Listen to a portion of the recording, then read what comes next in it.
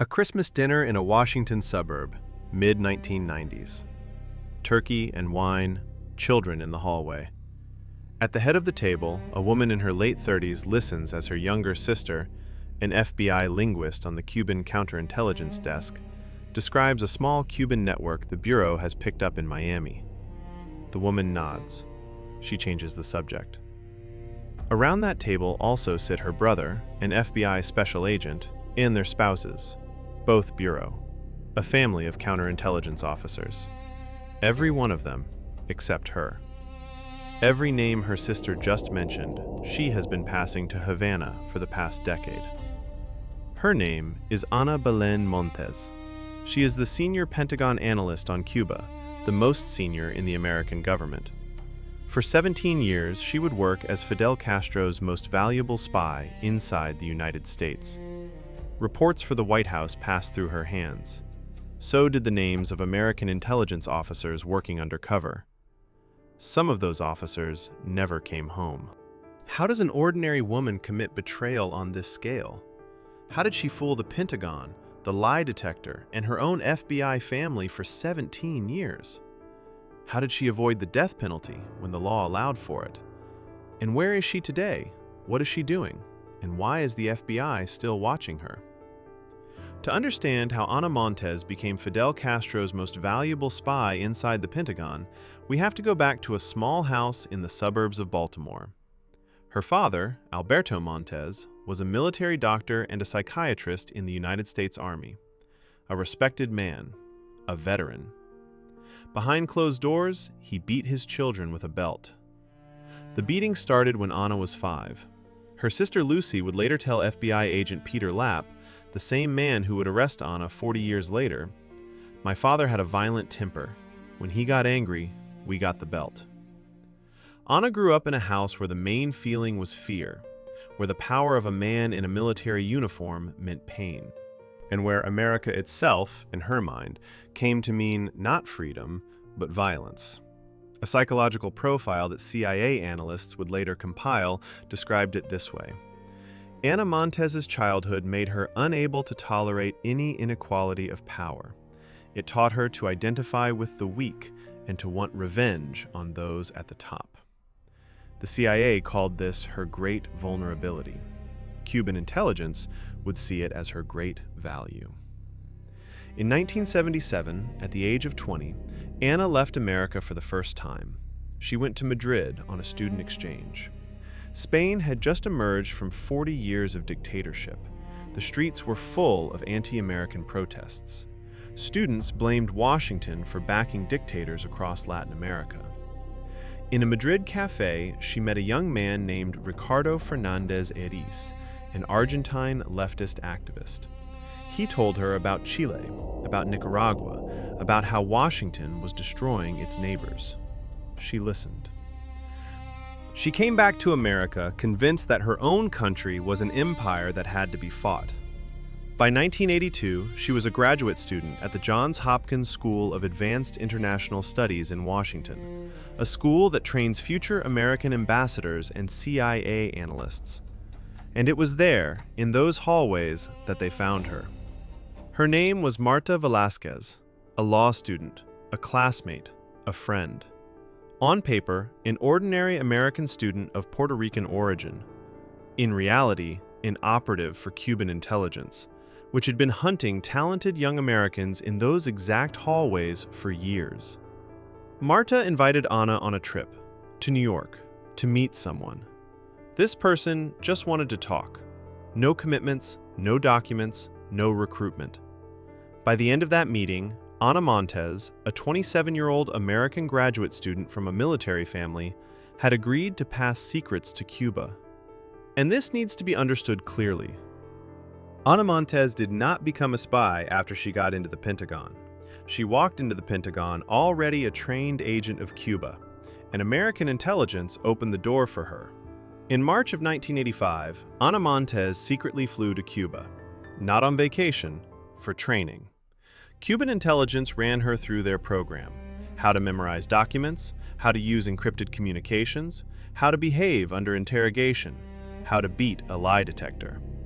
By the time she returned to Washington, she was a fully trained foreign agent. A few months later, she took a job at the Defense Intelligence Agency, DIA, the Pentagon's own spy service. How was this even possible? Here is where the story starts to enrage American counterintelligence officers, even today. At the time of her hiring, DIA did not require new employees to take a polygraph. The agency was expanding fast, screening was rushed. And there is one more detail, one that would only come out years later. A former colleague of Anna's at the Department of Justice had called the FBI before she was hired, warning them about her political views. That warning was filed away and forgotten. Cuban intelligence could not have dreamed of a better outcome. From her very first days at DIA, Anna ended up exactly where Havana needed her, the Latin America desk. And from the start, her analysis had one consistent characteristic. It played down the Cuban threat. Her colleagues noticed. They sometimes talked about it among themselves, but they explained it away. Her academic background, her fluent Spanish, her obvious passion for the region. Nobody said out loud what was actually true. Every report she wrote about Cuba was a report Havana was reading before Washington was. By 1992, she had risen to the position of senior Pentagon analyst on Cuba, the top American expert on the country she was working for. Her reports now went straight to the top of the United States government. Her opinion was shaping White House policy. In the hallways of American intelligence, they started calling her the Queen of Cuba. It was not irony. It was recognition. Nobody in Washington knew more about Fidel Castro than Ana Montes. In 1997, CIA Director George Tenet personally handed her an award for outstanding work in intelligence. That same year, she gave Havana the technical specifications for a top-secret American spy satellite worth billions of dollars. Nobody at the Pentagon yet knew that there were ciphers from Havana sitting in her desk drawer. The most remarkable thing about Ana Montes' spying was not the scale of what she gave away. It was how she did it. Most spies in American history have been caught by one thing. They carried documents out. Someone took a folder. Someone took a flash drive. Someone took a roll of film. Those physical traces are what led the FBI to them. Ana Montes never took a single page out of the Pentagon. Not once. In 17 years. The Cubans had taught her something different. Every day at lunch, while her colleagues went to the cafeteria, Ana stayed at her desk. Or she went into the bathroom. And for 30 or 40 minutes, she memorized. Names, numbers, coordinates, quotes from classified reports. She had a remarkable memory. By evening, all of it was in her head. At home, in her apartment in Washington, the real work began. She would sit down at a Toshiba laptop and type out everything she had memorized. She would encrypt it using special software the Cubans had given her. She would save it to a floppy disk. 3 times a week, she would pull a Sony shortwave radio out of a closet. Through the static, a woman's voice would come through in Spanish, slowly reading out groups of numbers. This was Cuba's numbers station, a system of communication that went back to the Cold War. Those numbers were instructions from Havana. She wrote all her ciphers and frequencies on a special kind of paper, water-soluble paper. If the FBI ever knocked on her door, all she had to do was drop the paper in the toilet and flush. The paper would dissolve in seconds, without a trace. In 1996, one of her colleagues at DIA started to worry. Ana had been asking about documents that were not part of her job. She was unusually interested in FBI operations against the Cuban network. He filed an internal report. Ana was called in for questioning. DIA counterintelligence officer Scott Carmichael sat across from her for several hours. He had a feeling she was lying, but nothing concrete, no evidence, just instinct. So they sent her to the lie detector. By that point, Ana had been spying for Cuba for 11 years. Any normal spy would have broken in that moment. Sensors on her chest, electrodes on her fingers. The interrogator asks the direct question, "Have you ever passed classified information to a foreign government?" Ana answered, "No." The machine said, "Truth." The polygraph did not just let her pass.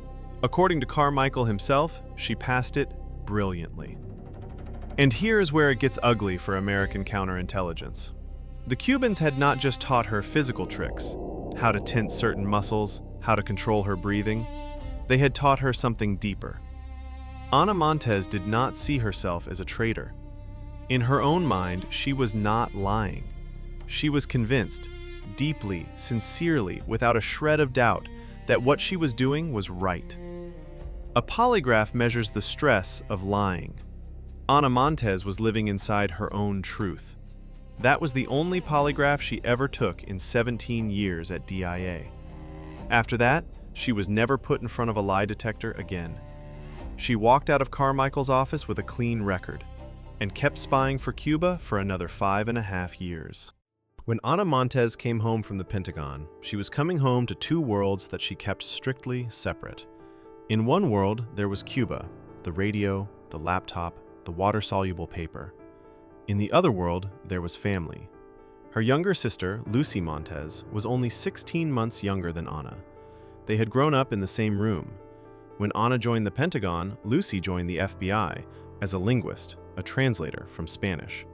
And when Cuba became her specialty, Lucy began working directly on Cuban counterintelligence. Their brother, Tito, also worked at the FBI as a special agent. Their spouses, too, both bureau employees.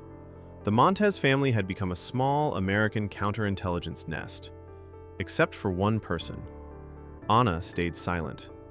At family dinners, at Christmas, at nephews' birthdays, she sat at the same table. She passed the turkey. She asked how things were at work. She listened as Lucy carefully, without details, talked about a new case, a Cuban network the FBI was tracking in Miami. Ana would nod. She would change the subject.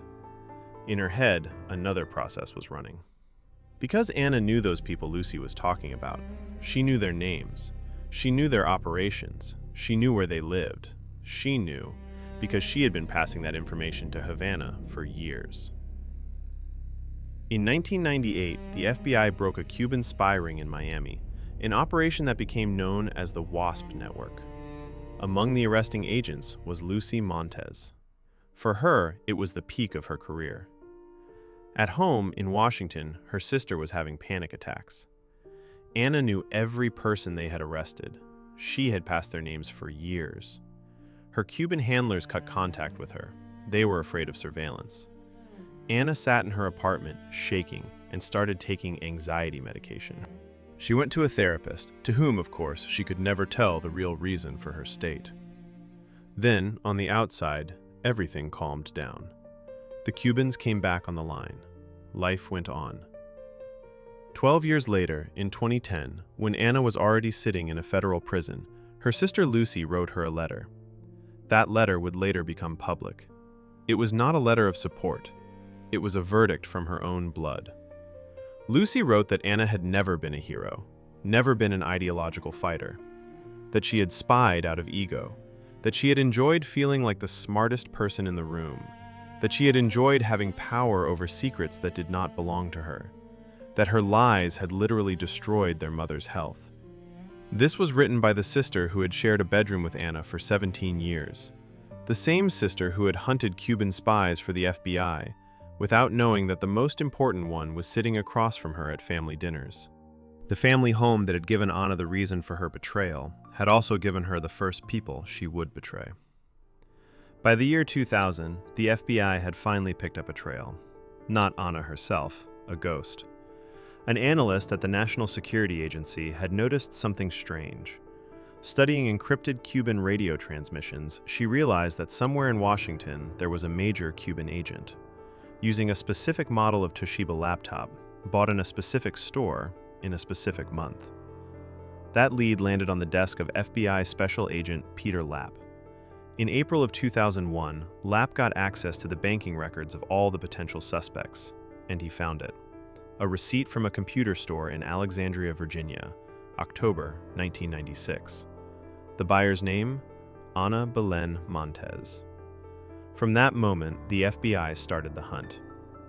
On May 25, 2001, when Ana went away for the weekend, an FBI team quietly entered her apartment. Under her bed, they found the Sony radio. The Toshiba laptop. On its hard drive, a 11 pages of direct correspondence between Ana and her Cuban handlers. The FBI could have arrested her that same day. They didn't. They wanted to catch her in the act of passing information. And then something happened that changed everything. On September 11, 2001, planes hit the Twin Towers. 3 days later, the Department of Defense began preparing operations in Afghanistan. DIA was at the center of that work, and they were about to bring Ana Montes into it. The FBI found out immediately. Ana was about to get access to the bombing target list for Afghanistan, to the troop deployment schedule, to the names of American intelligence officers already operating in the region. This was data that absolutely could not reach America's enemies. And Cuba was known to sell its information to Moscow and Tehran. There was no more time to wait. On September 21, 2001, 10 days after the attacks, Ana Montes was called into the office of the Inspector General at DIA. The cover story was a disciplinary matter involving one of her subordinates. She walked in. Sitting at the table were Peter Lapp and his partner. They questioned her for about an hour. When she finally asked directly, "Am I under investigation?" Lapp clicked the handcuffs onto her wrists. By his own account, Ana said nothing. She did not scream, she did not cry, she did not protest. Lapp would later say, "I think she had been preparing for that day for 17 years." In her apartment, after the arrest, the FBI found a small red bag. Inside, maps of Paris and Spain, $400 in cash, the name of a museum in Mexico, a place where she could have met Cuban contacts if she needed to flee. She was ready to run. She just did not have time. When Peter Lapp sat down across from Ana Montes in the interrogation room, he was looking at a woman who, under American law, was facing the death penalty. Espionage on behalf of a foreign government, especially with the disclosure of the names of officers working undercover, is punishable by the highest measure. On paper, the case was clear. So why is it that today we know that Ana Montes is alive, that she walked out of prison after 20 years, that you might run into her in a store in Puerto Rico? Because the prosecution agreed not to seek the death penalty. And this is where the story enters a part that American counterintelligence does not like to remember. To avoid the death penalty, Ana had to do one thing: fully cooperate with the FBI, tell them everything, every name, every contact, every operation, every secret she had passed in 17 years. Peter Lapp sat across from her for 7 months. They pulled a lot out of her. Details of the training in Havana, the names of her handlers, the methods of communication, but not everything. When Lapp gave interviews later, he said the same thing several times. Ana cooperated formally. She answered questions. She did not refuse to speak. But she did not offer anything beyond what she was directly asked. She was protecting the people she could still protect. One name surfaced only 12 years after Ana's arrest. In 2013, the United States Department of Justice announced charges against Marta Rita Velázquez, the same Marta, Ana's classmate at Johns Hopkins, the same friend who had brought her to that first meeting in New York. By the time of the indictment, Marta was already living in Sweden.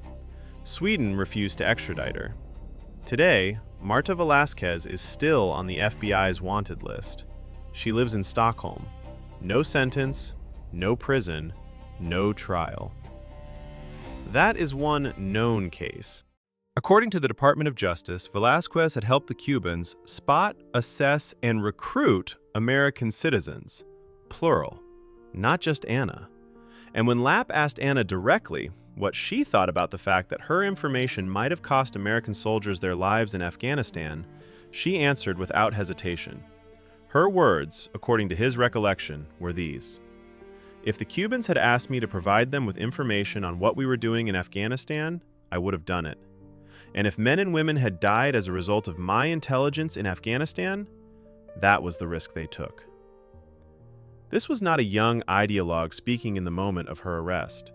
This was a woman who, in exchange for those words, was asking to keep her life. On October 16, 2002, Ana Montes stood in a federal courtroom in Washington. The judge asked her if she had anything to say. She did. I followed my conscience rather than the law. I believe our government's policy toward Cuba is cruel and unfair. I felt a moral obligation to help the island defend itself. 25 years instead of the death penalty. She would serve 20. On January 6, 2023, the gates of FMC Carswell Federal Prison in Fort Worth, Texas, opened. Ana Montes was 65 years old. Her hair had gone gray. She wore glasses now. And ahead of her were 5 years of strict supervision. Until January of 2028, the FBI will monitor her electronic communications and contacts. She boarded a plane to Puerto Rico. Since then, she has almost never appeared in public. She refused an interview with 60 Minutes. She has not written a memoir. Through her lawyer, she has released only one statement, that the American blockade of Cuba is cruel and unfair, and that some things in life are worth going to prison for. In Puerto Rico, though, people had known about her for a long time. In December of 2023, in the small mountain town of Utuado, in the center of the island, there was a concert. An older woman in glasses walked onto the stage. The room stood up. They gave her a mosaic painting called The Wing That Fell into the Sea. The dedication read, "In recognition of the gratitude and love that Puerto Rico and all of Latin America feel for her." It was Ana Montes, 11 months after walking out of prison, in front of people who saw her not as a traitor, but as a hero of resistance. That same month, on the other side of the Florida Strait, the FBI arrested a former United States ambassador to Bolivia, Manuel Rocha. He, it turned out, had also been working for Cuba for 40 years. On the surveillance recordings, Rocha referred to her as a child who could have done so much more if she had not been betrayed. They had never met, but they had both been ordinary Americans whom Cuba had kept inside the heart of the American government for decades. Today, Ana Montes lives quietly. She has no regrets. In the interrogation room, she told Agent Lapp that she would do it all again, even if American soldiers had died because of her intelligence in Afghanistan. Ana Montes called it conscience. America called it treason. And the most unsettling detail in this whole story is not even that she walked free. It is that for 17 years, at the Pentagon, at family dinners, at Christmas, no one saw her. So who was Ana Montes? A woman who followed her conscience where no one else dared to and paid 20 years of her life for it? Or the most damaging traitor in the modern history of American intelligence, who talked her way out of the death penalty and walked out of prison free? Tell us in the comments.